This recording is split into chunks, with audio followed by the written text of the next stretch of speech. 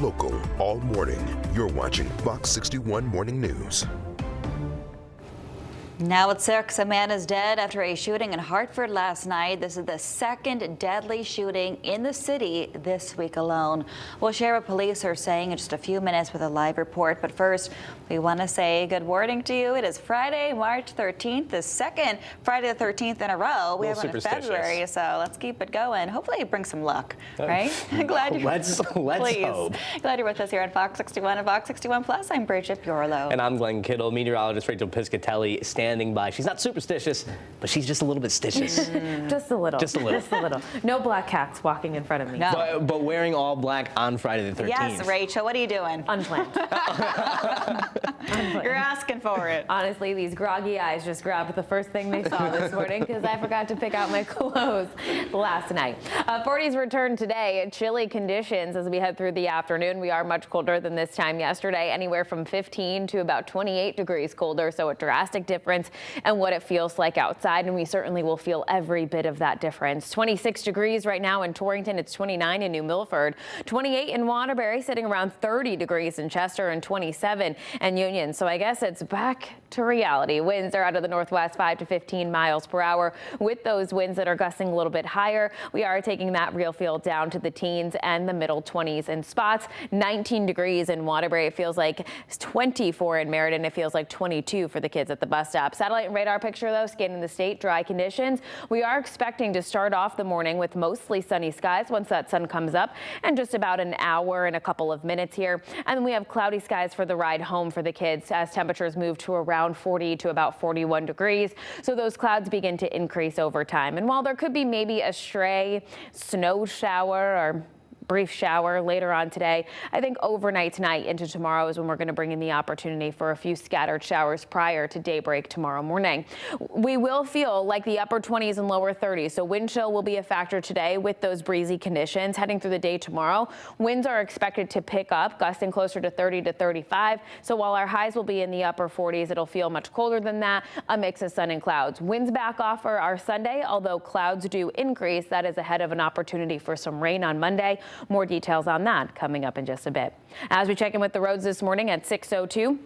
We are fine across the state now. We did have some earlier road work across parts of Hartford, and that has cleared up for the morning commute. So Hartford 84 looks good, as well as in Cromwell and 91. East Haven as well as in New Haven this morning. That looks fine on 95 and 91. And your drive from Brantford to New Haven is 7. New Haven to Bridgeport 18.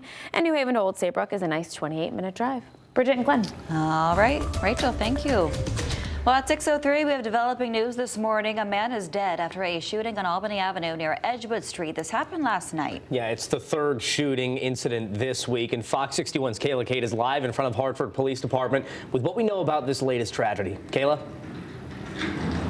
Yeah, we've learned that a man in his 40s was shot and killed yesterday, and his name has not been released by Hartford police. Officers came to Albany Avenue just before 7 p.m., and when they arrived, they found an unresponsive gunshot victim who was then pronounced dead on scene. Police were also called on Tuesday just before 6:30 p.m. to the area of 65 Madison Avenue. It was after a shot spotter alert detected gunfire. Officers found 2 victims. One is a man in his 30s, and police say his injuries are non-life-threatening. Now, the other victim is also a man in his 30s, but he's in critical condition. Another shooting happened less than 24 hours before the one on Madison Avenue, and police were called on Monday to the area of 15 Allen Place.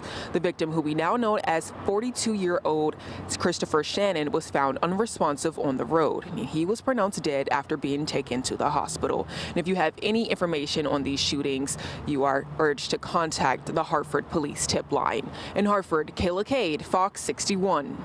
Kayla, thank you. Hopefully those tips come in and they can find somebody that's responsible for this. Well, authorities say the man who was found in the home that exploded in Bloomfield was 71-year-old Thomas Moore. The town's fire marshal says that he was in the Banbury Lane home by himself when the tragedy happened on Monday evening. Moore was part of the town's Republican committee and was a former Board of Education member. The fire marshal also says the explosion is possibly due to a gas leak, but the investigation is still ongoing. And happening today, lawyers for two women charged in connection to the death of 11-year-old Jacqueline Mimi Torres Garcia in New Britain are expected in court. The girl's mother, Carla Garcia, is not expected to make a physical appearance herself. Her lawyers will on her behalf. She faces several murder and abuse charges, including murder with special circumstances and risk of injury to a child. The girl's aunt, Jacqueline Garcia, is expected to appear in court. She faces several offenses, including 4 counts of risk of injury to a minor and first-degree unlawful restraint. At the last court hearing in January, attorneys for both women requested more time to review the evidence in the case. Meantime, new kidnapping charges have been filed against a woman already accused of abusing her stepson for decades. Kimberly Sullivan has pleaded not guilty to earlier charges, including assault and cruelty to persons. A judge has ordered the man's medical records to be released to the defense. Her attorney says the new counts don't change their defense. Prosecutors say after a fire at her home last year, the victim, who publicly goes by S, told first responders he had been held captive for more than 2 decades. Sullivan's next pretrial hearing is scheduled for April 30th. We'll be in the courtroom for that. And we've learned that plans to open a juvenile detention center in Tallinn are officially off the table. Yeah, the judicial branch concluded the facility would not serve the best interests of the teenagers in its care. And Fox 61's Valerie Moravi spoke to locals and tells us what it took to get to this point. It was a controversial plan that sparked a mix of emotions within the community. Some people said this plan could have helped many juveniles in need of treatment, and others raised concerns about safety. I'm very thankful to the governor and to Justice Alexander for hearing our concerns, taking them seriously, and making what I believe is the right decision. Local and state officials are calling the end of the proposal a major win-win for the people of Tallinn. The idea of a juvenile detention facility in Tallinn raised more concerns than support from the community. Alan Tripp has lived in a town for 16 years and he spoke up against the proposal. I would fight against it. I don't think this town needs a correction facility. Like I said, it's a nice small town and we feel safe. Tallinn town manager Brian Foley says the delegation worked closely with state officials to advocate on the community's behalf to ensure their voices were heard. The governor nor Justice Alexander selected this location.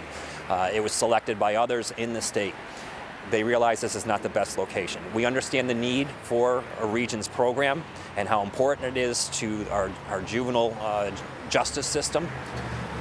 Just you have to be careful where you put it. If approved, the proposal would have involved converting a property on Merrill Road into a 20-bed facility for juvenile offenders under the state's Regions program, with enough space for recreational purposes. Meanwhile, John LaRusso of Eastford now questions the future of these juveniles. I can understand sort of both sides of the issue, but it's a tough road to hoe, and you would hope there's some rehabilitation going on and not just incarceration. I understand nobody wants a prison next to their house, but it's got to be somewhere, and we got to get it done.